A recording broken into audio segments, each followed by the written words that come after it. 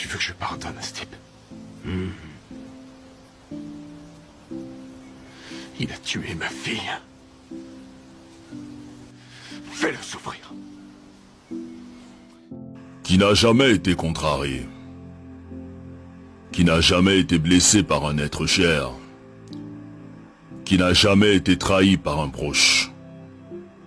Bien sûr, tout le monde a déjà été contrarié. Et il arrive que lorsque la blessure est trop profonde, on a du mal à pardonner. On se dit hors de question de pardonner. Ce que cette personne m'a fait est inacceptable.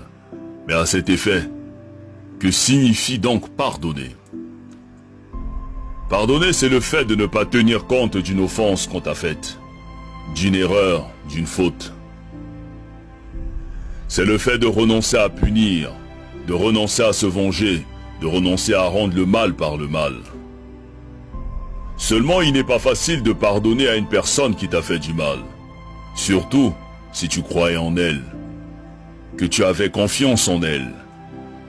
Tu préfères la garder prisonnière et tu refuses de lui pardonner. Le souci est que lorsque nous refusons de pardonner, nous nous constituons nous-mêmes comme étant prisonniers. Et on commence à développer la haine, à développer l'amertume, à cultiver la jalousie et à cultiver la rancune. Et pourtant tous nous souhaitons que Dieu nous pardonne. Pour nos erreurs, nos offenses, nos imperfections et nos failles. Mais nous refusons de pardonner les fautes des autres, comme si nous n'avons jamais fait du mal à personne, comme si nous étions irréprochables. Qui donc peut oser dire qu'il n'a jamais fait du mal? Qui est parfait?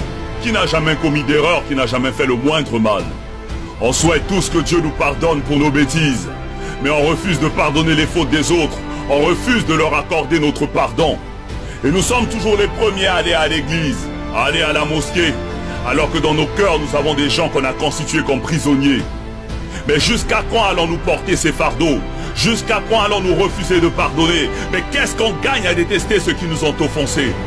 Parce que celui qui pardonne est celui qui a décidé d'avancer. Celui qui pardonne est celui qui a décidé de se libérer. Celui qui pardonne a fait le choix de donner un cadeau à quelqu'un même s'il ne le mérite pas. Parce que la rancune est une lourde pierre que celui qui pardonne n'a pas envie de transporter.